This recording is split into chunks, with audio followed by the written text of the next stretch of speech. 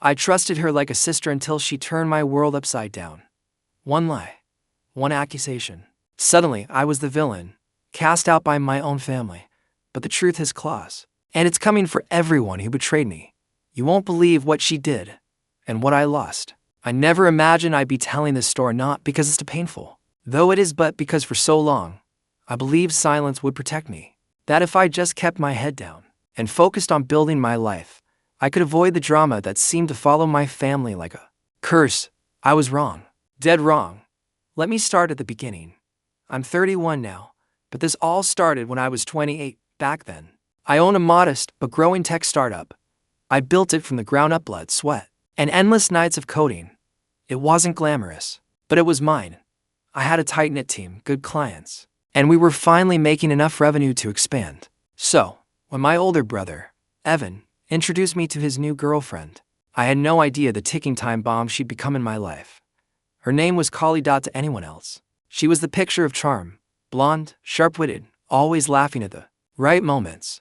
My parents adored her immediately. My mother even said, "She reminds me of myself when I was young." That should have been my first red flag. Evan was smitten, head over heels in a way I'd never seen before. And honestly, I was happy for him. He'd had a string of failed relationships, some messy, some tragic, and Kali seemed to bring him peace. Or at least, that's what I thought.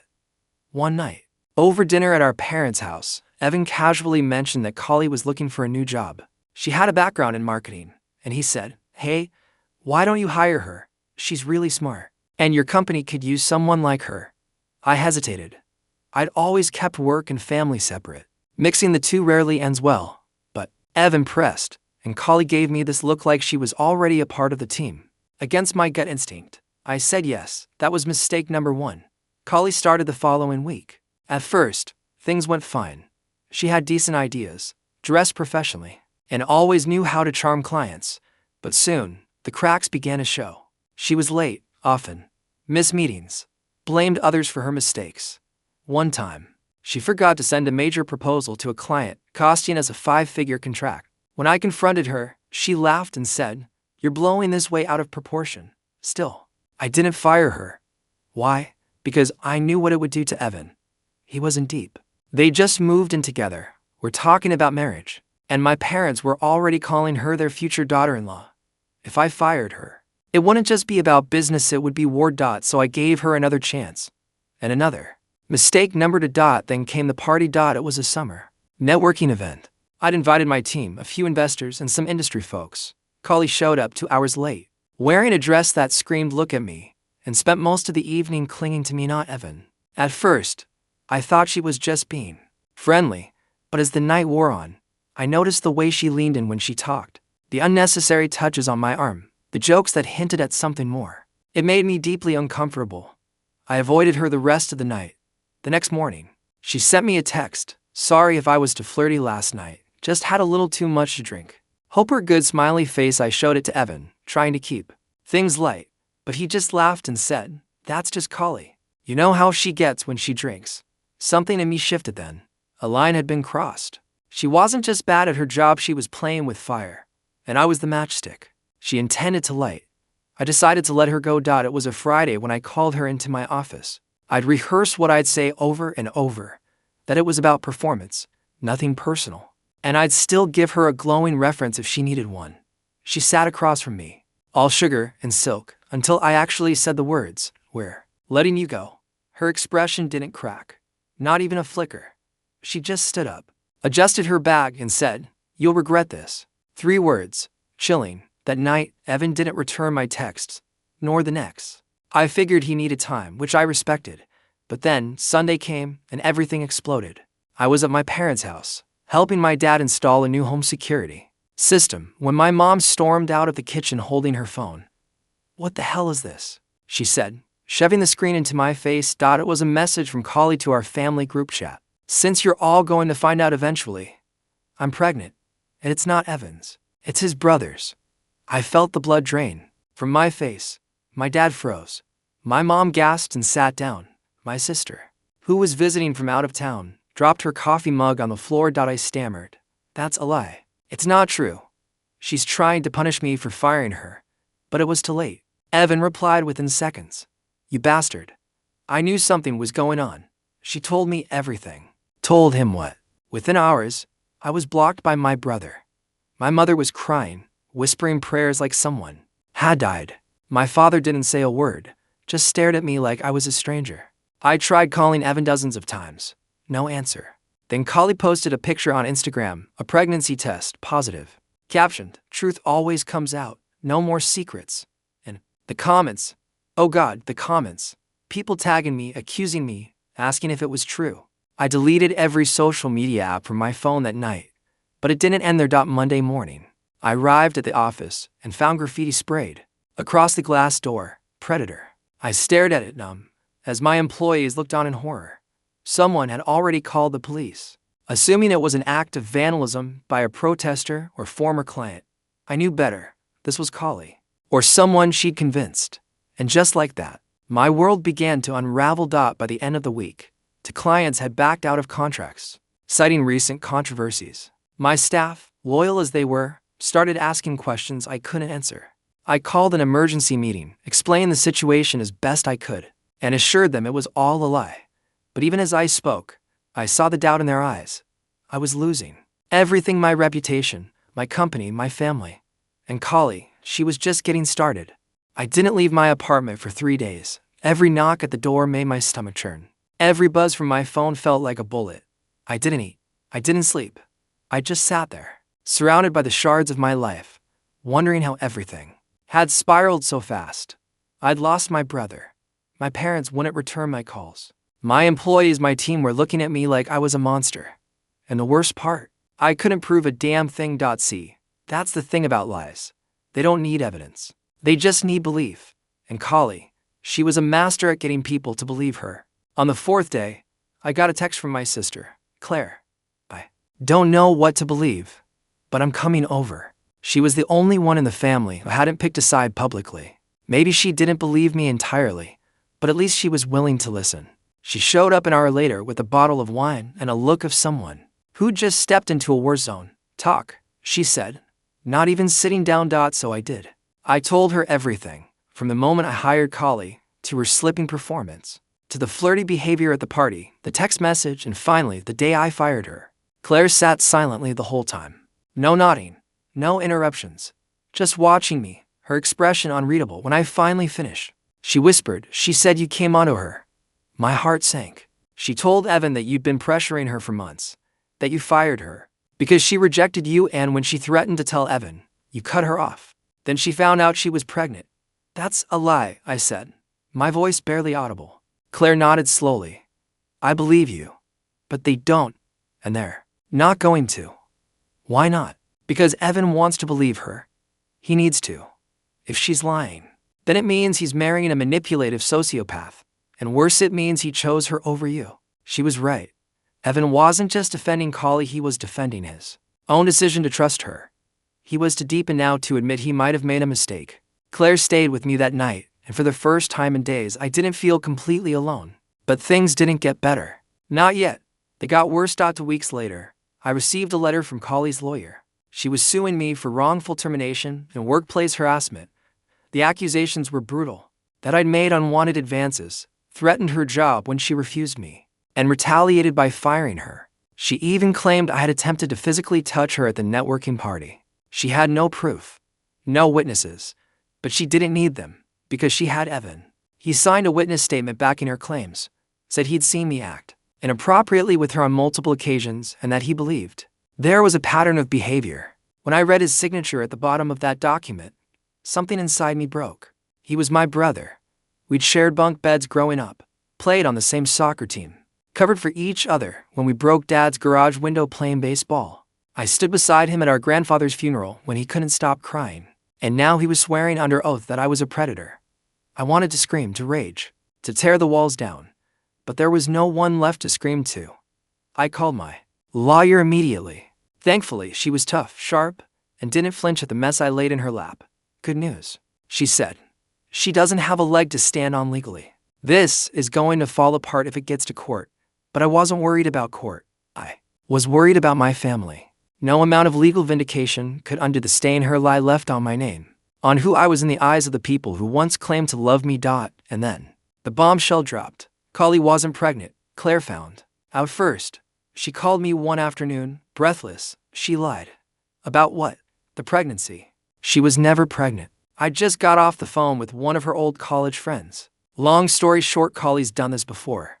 I froze. Wait, what do you mean before? She faked a pregnancy in college to keep a boyfriend from breaking up with her. Told everyone it was a miscarriage after he left her. The friend said Collie's pulled stunts like this before. Lies, manipulation, turning people against each other. Why didn't anyone say anything sooner? Because she cut them off, every single one. As soon as someone gets too close to the truth, she moves on and erases them from her life. It made sense. Too much sense. Like suddenly all the puzzle pieces I'd been drowning in snapped together.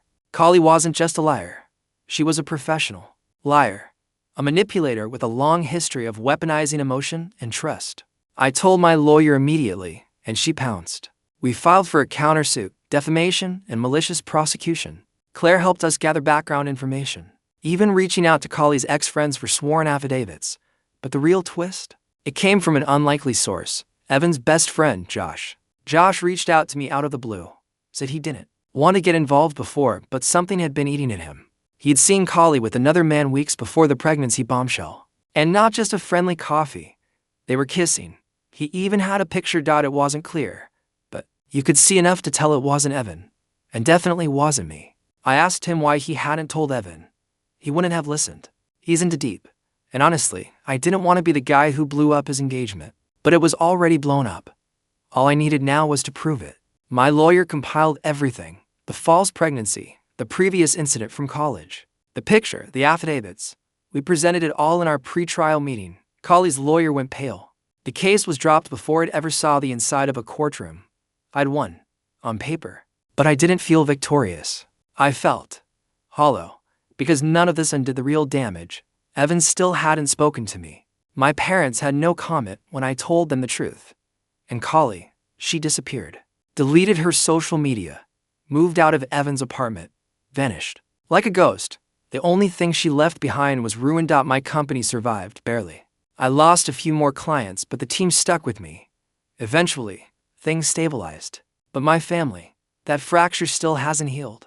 A few weeks after the case was dropped, I ran into Evan at the grocery store. He looked like hell, unshaven, hollow eyes.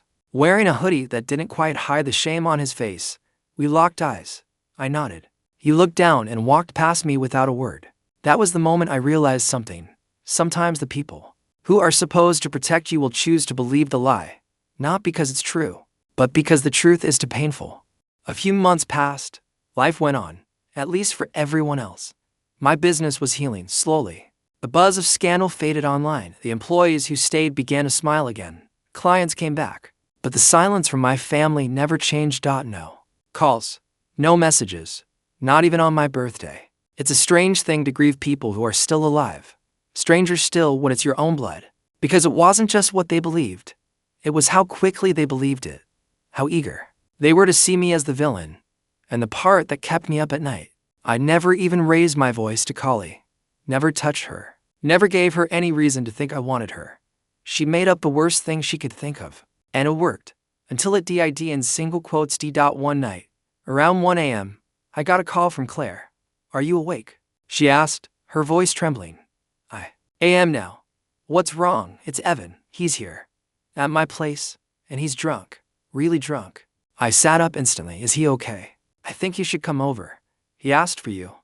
I threw on clothes and drove like hell across town. I hadn't seen or spoken to Evan in almost 5 months. Not since the grocery store. Not since the betrayal. When I got there, Claire opened the door with a grave look on her face. He's in the guest room. He's a mess. I stepped inside. The house smelled like whiskey and guilt. I opened the door slowly. Evan sat on the bed, head in his hands, a half-empty bottle on the nightstand.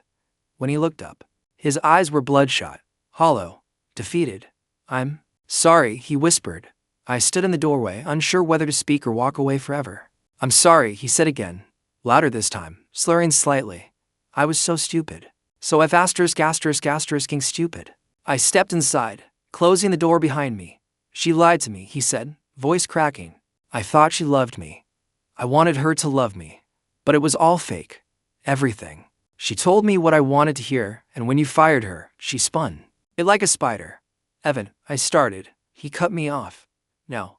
Don't say anything, just let me get this out. Please. So I listened. She told me you forced yourself on her, he said, tears slipping down his face. That you threatened to ruin her. That you'd been obsessed with her for months. I didn't want to believe it. But then I thought, maybe it's true. Maybe I don't know you like I thought. He looked up, and I could see the shame all over his face. But that wasn't the truth. That was the easy version. The one where I didn't have to face the fact that the woman I was about to marry was a damn sociopath. He paused, shaking now. She wasn't pregnant, man. She made the whole thing up. She even faked the test. Said she bought it online. When I found it in the trash a month later, it still had the barcode sticker on the back, hadn't even been used. I sat down across from him, silent. I asked her about it, he continued. She laughed, said, you wouldn't have stayed if I hadn't made it messy. He started sobbing then, big, heavy, choking sobs that shook his whole body. She ruined everything. I looked at him, my brother, this broken, hollow version of the man I grew up with. No, I said quietly, you ruined everything. He looked up, startled. I didn't sleep with your fiancée. I didn't touch her. I didn't harass her. I didn't lie to our family. You did. You believed her without a question. You signed that statement. You turned our family against me. I lost everything because you refused to pick up the phone and ask me if it was true. I know. He whispered. You needed to believe her. I said bitterly. You wanted me to be the villain, because then you didn't have to face how badly you'd been played. He looked crushed, but I didn't care. Not anymore. I'm not here for an apology, I said. I came because Claire said you asked for me. So what do you want? He didn't answer right away. Just stared at the floor like it might swallow. Then he pulled something from his jacket pocket and handed it to me. A USB drive. What's this? I found it in her stuff after she left. It's recordings. Voice memos. She recorded everything. Every conversation. Every manipulation. She bragged about it, called it her safety net. She thought if things ever blew up, she could twist it to her advantage. I plugged it into my laptop the next morning. There were dozens of files. And one of them was about me. Her voice, clear as day. He thinks he's smarter than me. So serious all the time. But I know how to break him. Watch once I get fired. I'll say I'm pregnant. That'll nuke everything. He won't know what hit him. And Evan, he'll believe me. He always does. I played that clip over and over again. Each time it made my stomach twist. It was there. Proof. Actual proof. I sent it to my lawyer immediately. She was floored. Game over, she said. This isn't just vindication. This is criminal intent. If you want to take this to court, we can, but I didn't. I released the clip online. No commentary. Just the audio caption sometimes. The truth takes its time. It went viral. People who doubted me reached out. Some apologized. Others just watched silently, probably too embarrassed to admit they were wrong. My parents finally called. My mother cried, sobbing about how sorry she was. My father admitted he didn't know what to believe. But by then, I'd stopped needing their belief. You see, betrayal changes you. Not just in the ways you expect, like trust issues or emotional walls, but in ways you don't see coming. It carves you open, forces you to see who you are when everything is stripped away. I survived. But I'm not the same. Evan eventually sobered up. We talked a few more times after that night. He's trying, going to therapy, trying to make amends. But we're not the same either. There's love, sure, deep in there somewhere. But there's also distance.